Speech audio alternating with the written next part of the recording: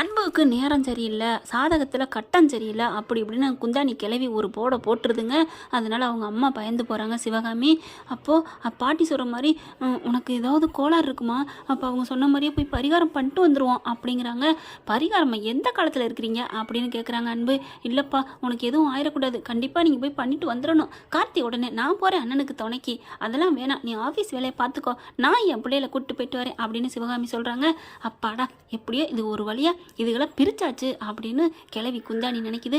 அதுக்கப்புறம் கிளம்புங்க கிளம்புங்க, போயிட்டு கோயிலில் போய் பரிகாரம் பண்ணிட்டு வாங்க, தங்கி இருந்து பண்ணிட்டு வாங்க அப்படின்னு இதுகளை அனுப்புதுங்க. வேக வேகமாக ட்ரெஸ் எல்லாம் எடுத்துக்கிறாங்க. நம்ம போய் முதல்ல பரிகாரத்தை பண்ணிட்டு வந்துடுவோம், அது பண்ணிட்டு வந்துட்டா உன் மேலே உள்ள தோசம்லாம் போயிடும் அப்படின்னு நம்பி போகுது சிவகாமி.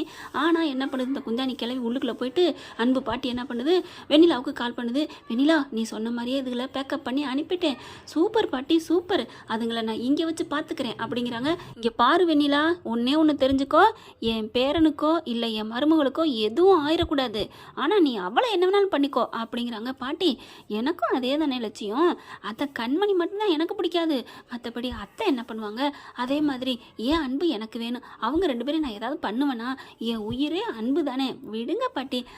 அந்த தைரியத்தில் தான் உன் பேச்சை கேட்டு நான் இப்போ அனுப்பி வைக்கிறேன் அப்படின்னு சொல்லி அனுப்பி வைக்கிறாங்க. அடுத்து பார்த்தா இவங்க 3 பேர் அந்த கோயிலுக்கு போய் இறங்கிடுறாங்க. பார்க்கவே ஒரு மாதிரியாக இருக்குது. ஏம்மா, இதில் வேணும்னா எல்லா இதுவும் போயிருமா?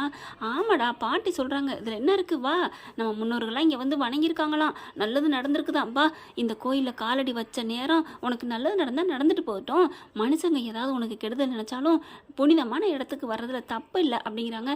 கண்மணியை சரிங்க அத்தை அப்படின்னு சொல்லிட்டு வேக வேகமாக பூஜை பண்ணுறதுக்கு ஏற்பாடு பண்ணுறாங்க. அவங்க என்ன பரிகாரம் சொன்னாங்களோ அதெல்லாம் செய்ய ரெடி ஆகுறாங்க. பார்த்தீங்கன்னா என்னென்னமெல்லாம் பாட்டி சொல்லி விட்டுருக்குங்க. அங்கே பிரசனம் செய்யணும், தீபம் கையில் எடுத்துகிட்டு சுற்றி வரணும். ஐயோ, இதெல்லாம் பண்ணால் என் பொண்டாட்டி பாவம் இல்லையா பாட்டி அப்படின்னு என் அன்பு சொல்கிறாரு. பரவாயில்லப்பா, எல்லாம் நமக்கு நன்மைக்கு தானே, நல்லது தானே, இங்கே பாரு எல்லோரும் பண்ணாமல் இருக்கிறாங்க அப்படிங்கிறாங்க. ஐயோ கண்மணி, ஏன் அதெல்லாம் ஒன்றும் நினைக்காதீங்க அன்பு, நான் பார்த்துக்கிறேன் வாங்க அப்படி சொல்லிட்டு அங்கே பிரசனம் செய்கிறாங்க. கடவுளை வேண்டிக்கிட்டு என்ன வேண்டுதலுக்காக எதுக்காகவோ நான் பண்ணுறேன் நீ நினைக்க வேணாம் கடவுளே, நான் என் குடும்பம் எல்லாரும் நல்லா இருக்கணும் அப்படிங்கிறக்காக, என் அன்புக்கு எதுவும் நடக்கக்கூடாது அப்படிங்கிறக்காகவும் நான் உனக்கு வேண்டேன், அங்கே பிரசன் செய்கிறேன்னு சொல்லிட்டு பண்ணுறாங்க. நல்லபடியாக ஒரு இது ரவுண்டு முடிஞ்சு வந்துடுறாங்க. எல்லாத்தையுமே தூரத்துலேருந்து பார்த்துட்டு இருக்கிறா இந்த கேடுகட்ட கேவலமான வெண்ணிலா. என்ன இவ எல்லாம் நல்லபடியாக முடிச்சு வந்துட்டா, நம்ம அங்கங்கே எல்லாத்தையும் போட சொன்னோமே போடலையா அப்படின்னு சொல்லிட்டு அங்கே இருக்காங்க பார்த்தீங்களா வேலை செஞ்சுட்டு, அதாவது சாமி அர்ச்சனை பண்ணுறாரு இல்லையா, அவர்கிட்ட போய் கேட்குறாங்க, என்ன அதெல்லாம் நீங்கள் பண்ணவே இல்லையா? இல்லைம்மா, பாவமாக இருந்துச்சு, அதான். சே, என்னையா ஒன்று நம்பிட்டு இங்கே பார், ஒழுங்கு மரியாதை பண்ணுற, இல்லைன்னு வச்சுக்கவேன் இப்போ அடுத்து என்ன பண்ண போகிறா, தீபம் கையில் எந்த போகிறாளா, கண்டிப்பாக அதில் ஏதாவது பண்ணி நீ கொடுக்கணும் அப்படிங்கிறாங்க. சரிங்கம்மா சரிங்கம்மா அப்படின்னு சொல்லிட்டு பார்த்தா அந்த பிள்ளைக்கு எதுவுமே ஆகாத அளவுக்கு கை கடியில் நல்லா வச்சு கொடுத்துட்றாரு.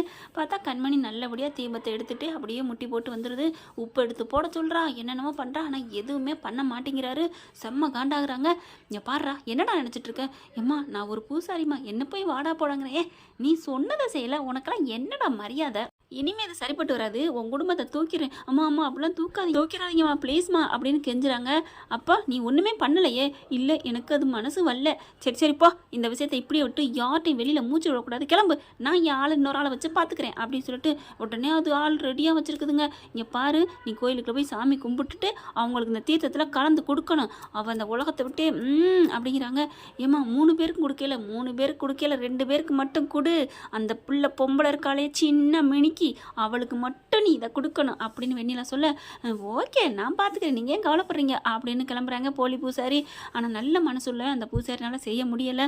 ஆனால் இவங்க கோயில் வாசலில் சுற்றி எல்லாத்தையும் முடிச்சுட்டு, சரி இப்போ நம்ம பூஜை பண்ணலாமா அப்படிங்கிற கரெக்டாக ஒரு சாமியார் இங்கே வராருங்க. சீக்கிரம் கிளம்பி போயிரு, உனக்கு உயிருக்கு ஆபத்து இருக்கு, கிளம்பு கிளம்பு அப்படிங்கிறாங்க. சாமி அப்படின்ட்டு பார்க்குறாங்களா, கிளம்பிரு, எதுவுமே உனக்கு கெடுதின்னு நினைக்காத, உனக்கு எல்லாமே நல்லது அப்படின்னு சொல்லிட்டு போயிடுறாங்க. அதை நல்லபடியாக சொல்லலாம் பார்க்குறாங்க சிவகாமி. என்ன சொல்கிறாங்க ஒன்றும் புரியலை. நம்ம பூஜை பண்ணிட்டு கிளம்புவோம் அப்படின்னு போயிட்டு சாமி பேருக்கு அர்ச்சனை பண்ணுறாங்க. அவங்க அர்ச்சனை பண்ணி முடிச்சுட்டு தீர்த்தத்தை கொண்டு வரான் வெண்ணிலாவோட ஆள் கொண்டு வராங்க. கொண்டாந்தகையோட, நீங்கள் உங்களை பார்க்கல ஏதோ ஒரு தோசை இருக்க மாதிரி தோணுதே அப்படின்னு அன்பு பார்த்து கேட்க அப்படியே ஆடி போகிறாங்க. ஆமாங்க, அதுக்காக தான் நாங்கள் பரிகாரம் பண்ண வந்திருக்கோம், உங்களுக்கு எப்படி தெரியும் அப்படின்னு சொல்ல, எனக்கு நல்லா தெரியும் அப்படின்னு சொல்லிட்டு சாமிக்கு பாதத்தில் பூஜை பண்ணது இந்தாங்க அப்படின்னு தீர்த்தம் 2 பேருக்கும் கொடுக்குறாங்க. சிவகாமியும் அன்பு வாங்கிக்கிறாங்க. உனக்கு உன் புருஷனோட ஜாதகத்தில் கோளாறு நிறைய இருக்குமா, அதெல்லாம் நீங்கணும் அப்படின்னா உனக்கு நான் ஒன்று பரிகாரம் பூஜை பண்ணிட்டு கொண்டாரேன், அந்த தீர்த்தத்தை குடி அப்படின்ட்டு உள்ளார போகிறாங்க. டம்ளரில் அப்படியே கலந்து வச்சுட்டு அப்படியே ஓம் கிரீம் ஆயுன்னு சொல்லிட்டு கொண்டாந்து இந்தாம்மா இதை குடி, நீ குடிச்சின்னா கண்டிப்பாக உன் புருஷனுக்குள்ள எல்லா தோஷமும் நீங்கிரும், நீங்கள் 2 பேரும் சந்தோஷமாக இருப்பீங்க, இன்னைக்கே நீங்கள் முதலிரவை நடத்தலாம் அப்படிங்கிறாங்க. அன்பு இருந்துட்டு குடி குடி குடி கண்மணி, நமக்கு நல்லது நடக்கணும் அப்படிங்கிறாங்க. சிவகாமி குடிமா, உனக்காக ஸ்பெஷலாக கருவிலேருந்து எடுத்துகிட்டு வந்திருக்கிறாங்க அப்படிங்கிறாங்க. கருவறையிலேருந்து எடுத்துகிட்டு வந்தா என்னங்க, கம்மாக்கரையில் எடுத்தானாங்க, கடவுள் எங்கேயுமே கைவிட மாட்டார். அது மாதிரி தான் இப்போ டம்ளரில் கொடுக்குறாங்க, வாங்கிடுறாங்க.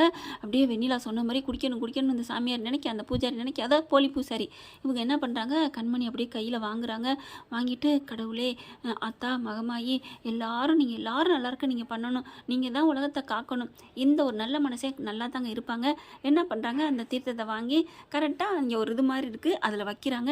என்னம்மா ஏம்மா வச்சுட்டேன், இல்லை நான் வந்து ஒரு ஒரு இது சொல்லிட்டு தான் நான் எதாக இருந்தாலும் சாமிக்கு உண்டானதை நான் சாப்பிடுவேன், நான் ஒரு மந்திரம் சொல்லிக்கிட்டுமா அப்படிங்கிறாங்க.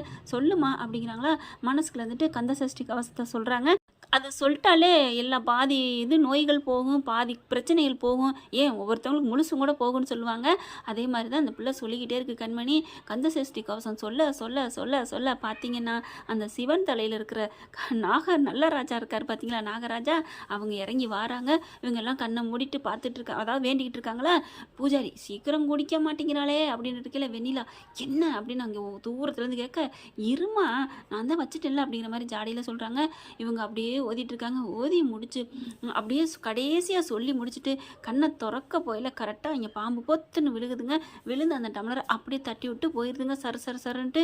ஐயோ போயிடுச்சே அப்படின்ட்டு பார்க்குறாங்க. கண்மணி என்னாச்சு, போயிடுச்சு, ஏதாவது ஆயிடுச்சா அப்படின்னு கேட்க, என்னம்மா சாமி பாத பூஜையிலேருந்து பண்ணிட்டு வந்ததுமா, என்னம்மா நீ இப்படி கொட்டிட்ட, நான் எங்கே கொட்டினேன், அவர் நாகராஜா தான் பண்ணார் அப்படிங்கிறாங்க. உங்களுக்கு இந்த தோஷம் போகவே போகாது அப்படிங்கல. சிவகாமி பார்க்குது, நில்லுமா உனக்கு நல்லதாம்மா நடக்கும் அப்படிங்கிறாங்க. என்ன சொல்கிறீங்க, ஆமாம்மா அங்கே பாரு அப்படின்னு சொல்லி அந்த நாகராஜா என்ன பண்ணுறாரு, சரு சரு சரு சருன்னு அப்படியே அங்கே சிவன் சிலை இருக்குது பார்த்தீங்களா, அதில் போய் அப்படியே கழுத்தை சுற்றி அப்படியே அந்த நாகம் மறைஞ்சிக்கிறது. அப்போ சாமி தான் வந்திருக்காரு, சாமி வந்து இதை குடிக்கக்கூடாதுன்னு தட்டினார்னா அப்போ இதில் ஏதோ இருக்கா அப்படின்னு குனிகிறாங்க. அது கீழே கொட்டி போயிருக்கு. அங்கே ஓரத்தில் ஓடி திரியும் இல்லையா ஒரு பூனை, ஓடி வருதுங்க. ஓடி வந்து அதை குடிக்குது. அதை அதாவது வாயை வச்சு அதை குடிச்ச கையோட சுருண்டு அப்படியே விழுந்துருதுங்க மயங்கி. ஐயோ அப்போ இதில் ஏதோ இருக்குது, அப்போ வேணும்னு தான், ஏ பூசாரி என்னடா நினச்சிட்டு இருக்க அப்படின்னு சொல்லிட்டு அன்பு என்ன பண்ணுறாங்க, அவரை போட்டு அடிக்கிறாங்க. என்னப்பா என்னப்பா அப்படின்னு கூட்டம்லாம் கூடுது. எதுக்கு இவனை அடிக்கிற, இவன் இந்த மாதிரி என் பொண்டாட்டிக்கு பண்ணிட்டான் அப்படின்னு அடின்னு அடிக்க, ஏண்டா உன்னை நான் இங்கே பார்த்ததே இல்லையே, நீ யாரு, பூசாரி மாதிரி தெரிலையே அப்படிங்கல.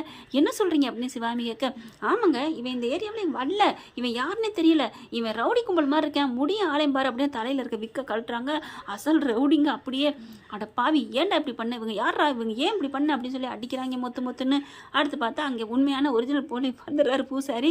வந்துட்டு என்னை மன்னிச்சிருங்க, ஒரு பொண்ணு வந்து அந்த மாதிரிலாம் பண்ணுச்சு, யாருன்னு தெரியாது, இந்த மாதிரி காசை கொடுத்து ஒழுங்கு மரியாதை பண்ணு அப்படின்னுச்சு, நான் காசை வேணான்னுட்டேன், ஆனால் உன் குடும்பத்தை தூக்கிறேன்னு சொன்னதுனால தான் நான் எல்லாம் பண்ணேன், ஆனால் பண்ண போயில மனசு கேட்கல, நான் எதுவுமே பண்ண மாட்டேன்னு சொல்லிட்டேன், என்னை தூக்கி ஓரம் கட்டிட்டு இந்த ஆளை ரெடி பண்ணியிருக்காங்க அப்படின்னு சொல்ல, ஏண்டா உனக்கெல்லாம் மனசாட்சி இல்லை அப்படின்னு அடின்னு அடிக்கிறாங்க. அதுக்கப்புறம் போலீஸில் ஒப்படைச்சிடுறாங்க. யார் சொன்னது, ஒழுங்கு மரியாதை சொல்லு அப்படின்னு கேட்டால் அவங்க என்ன பண்ணுவாங்க, யாரோ ஒரு பொண்ணு சொன்னிச்சு அவ்வளோதான், நாங்கள் என்ன பண்ணுறது அப்படிங்கிறாங்க. கண்மணி என்ன பண்ணுறாங்க, நில்லுங்க அப்படின்னு சொல்லிட்டு, எப்படி இருப்பா அந்த பொண்ணு அப்படின்னு டக்குன்னு தன்னோட மொபைல் எடுத்து காமிக்கிறாங்க. ஐயோ போட்டு கொடுத்தோம்னா மாட்டிக்குவோமே, ஜெயிலுக்கு போயிட்டா நம்மளை காப்பாற்றுறதுக்கு நாதி வேணுமே அப்படின்ட்டு தெரியலைங்க, அந்த பொண்ணு ஃபுல்லாக கவர் பண்ணியிருந்துச்சு. ஐயோ கவர் பண்ணியிருந்தாலா, சரி போங்க அப்படிங்கிறாங்க. அப்புறம் பூஜாரிகிட்டையும் கேட்குறாங்க, உண்மையான பூஜாரிகிட்டையும், அவரும் அதே மாதிரி தான் கவர் பண்ணி மூடித்தாங்க இருந்துச்சு அப்படிங்கிறாங்க. ஏன்னா சரியான கில்லாடி இல்லையா வெண்ணிலா, ஆனால் எனக்கு என்னமோ இது வந்து கண்டிப்பாக அது வெண்ணிலா தாங்க பண்ணியிருக்கணும் அப்படிங்கிறாங்க கண்மணி. சிவாமி என்ன பண்ணுறாங்க, அப்போ இங்கே போகிறது எல்லாமே அவளுக்கு தெரிஞ்சிருக்கே, அப்போ யார் சொல்லியிருப்பா, பாட்டி தான் சொல்லியிருக்கோம், அப்போ பாட்டியும் இவங்களும் கூட்டு கலாவணி பண்ணுறாங்களா. கண்மணி அன்பு இல்லைப்பா, இல்லை உங்களோட ஃபர்ஸ்ட் நைட்டை நடக்க விடாமல் பண்ணணும். இதுதான் என் மாமியாக்காரியோட குறிக்கோளாக இருந்திருக்கு. என்னென்ன கேவலமானது வேலை பண்ணியிருக்கு. ச்சே, ஃபர்ஸ்ட் நைட்டை நடக்க விடாமல் பண்ணால் அது வேணாலும் ஏற்றுக்கலாம். ஆனால் என் மருமக உயிரை பார்க்க ஐயோ இப்படி உயிரை போக்கடிக்க நடிச்சிருந்துருக்காளே. அன்பு, என்னப்பா பண்ணுறது? இனிமேல் நீங்கள் அந்த வீட்டுக்கு வர வேணாப்பா. நீங்கள் அங்கே வர வேணாம், உங்களுக்கு என்ன வேணாலும் பண்ணுவாங்க. நீங்கள் வேறு வீடு பிடிச்சி போயிருங்க, இல்லைன்னா நீ உங்கள் அம்மா வீட்டுக்கு கூட்டி போயிருமா அப்படிங்கிறாங்க. அத்தை, உங்களை நான் அந்த கும்பலில் எப்படி அத்தை விட்டுட்டு வருவேன்? ஐயோ, நீ என்னை பற்றி நினைக்காதம்மா. என்ன ஒன்றும் அவள் நினைக்க மாட்டா. அவளோட டார்கெட் முழுக்க ஓ மேலே தான் இருக்குது. அத்தை, அதெல்லாம் பார்த்துக்கலாம். கொசுவுக்கு பயந்து கோட்டை எதுவும் பண்ண முடியுமா என்ன? நான் வீட்டுக்கு வர்றேன், வந்ததுக்கப்புறம் அவளை எப்படியாவது வீட்டுக்கு வர வைப்பான், வர வச்சு அவளை வச்சு செய்கிறேன் அப்படிங்கிறாங்க கண்மணி. கண்மணி சூப்பர், வேற லெவலு. பின்ன நான் என்ன அந்த காலத்தில் ஐயோ பயந்துக்கிட்டு இருக்கேன், எதுவும் பண்ணிடாத வெண்ணிலா அப்படின்னு சொல்கிற பழைய கண்மணி நினச்சிட்டு இருக்காள் அவ. நான் நட்புக்கு கொஞ்சம் மதிப்பு கொடுத்தேன், அவள் அதை விட கேவலமாக நடந்துக்கிட்டு இருக்கா. மதிப்புங்கிறது என்னன்னு தெரியாமல் இருக்கா. அவளுக்கு நான் யாருன்னு காட்டணுங்க, வாங்க வீட்டுக்கு போவோம் அப்படின்னு கிளம்புறாங்க. அப்போ தான் சிவாமி சொல்கிறாங்க, இல்லை கண்மணி, இங்கே நடந்தது எதுவுமே தெரியக்கூடாதுன்னு நினைக்கிறேன் அப்படிங்கிற. இப்போ உடனே போனால் எப்படி வந்தேன்னு கேட்பாங்களே. விடிய விடிய தங்கியிருந்துட்டுலாம் வர சொல்லியிருக்காங்க. அப்போ என்ன பண்ணலாம் அத்தை? என்ன பண்ணலாமா? ஒரு ஐடியா சொல்கிறேன் அப்படின்னு கார்த்திக்கு ஃபோன் அடிக்கிறாங்க. டேய், என்னடா பண்ணிட்டுருக்கீங்க அப்படிங்கிறாங்களா. எல்லாம் வெள்ளனை சாப்பிட்டு போய் படுத்துருச்சு அப்படின்னு சொல்ல, நாங்கள் வர்றோம். என்ன பெரிய மம்மி, ஏன் எல்லாம் முடிஞ்சிருச்சா? எல்லாம் முடியலடா, இந்த கதையை தெரியுமா, உன் பாட்டி செஞ்சதுன்னு எல்லாத்தையும் சொல்கிறாங்க. பாட்டி இப்படி பண்ணிட்டியா, ராஜேஸ்வரி கிளவி பாட்டி அப்படின்ட்டு. பெரியம்மா, நான் ஒரு ஐடியா சொல்லவா? என்னடா? எல்லாரும் தூங்கிடுச்சுங்க, அன்பும் கண்மணி வர வைங்க. அவங்க ரூமில் இழந்த ஃபர்ஸ்ட் நைட் அவங்க ரூமில் நடத்தணும் பெரியம்மா. அப்போ தான் எனக்கு நிம்மதி. பாவம் இல்லையா சின்னஞ்சிருசுங்க. இப்போ நான் உனக்கு எதுக்குடா ஃபோன் பண்ணேன்? எதுக்கு பெரியம்மா? அவங்களுக்கு இந்த மாதிரி ஏற்பாடு பண்ணுன்னு சொல்லத்தாண்டா. ஐயோ பிக் மம்மி, நம்ம 2 பேருக்கும் ஒரே வேவ்லேருந்து. ஆமாம், வேவ்லேருந்தோ வேகாதுலேருந்தோ ரெடி பண்ணி வை. ஆனால் கதவை திறந்து வை, நாங்கள் நலுக்குங்காமல் வந்துடுவோம். ஓகேவா? ஓகே பெரிய மம்மி அப்படிங்கிறாங்க. அத்தை, இது ஏன் உனக்கு இஷ்டம் இல்லையா? ஐயோ அப்படிலாம் இல்லை, எனக்கு இஷ்டம் இருக்குது, வாங்க வாங்க அப்படின்னு கண்மணி சொல்கிறாங்க. உடனே அன்பு, அம்மா இதெல்லாம் நடக்க மாட்டே. என்ன நடக்குமாண்ணா? உனக்கு என்ன ஒன்றும்? ஐயோ வேணாம்மா, எனக்கு எல்லாம் தெரியும். ஓகே, அப்போ காலையில் வந்தது மாதிரி காமிச்சுக்குவோம் அப்படிங்கிறாங்க. சூப்பர்மா அப்படின்னு சொல்லிட்டு கிளம்புறாங்க. இந்த வீடியோ உங்களுக்கு பிடிச்சிருந்தா தயவு செய்து லைக் பண்ணுங்க. இன்னும் அப்டேட்ஸ்க்காக சேனலை சப்ஸ்கிரைப் பண்ண மறக்காதீங்க. நம்ம கிட்ட இருக்க எல்லா சேனல்ஸோட லேட்டஸ்ட் வீடியோ அப்டேட்ஸ்க்காக மேல ரைட் சைட்ல காட்டுற லிங்கை கிளிக் பண்ணி வாட்ஸ்அப் குரூப்ல ஜாயின் பண்ணுங்க. உங்களிடம் விடைபெறுவது நான் உங்கள் மெஹர்.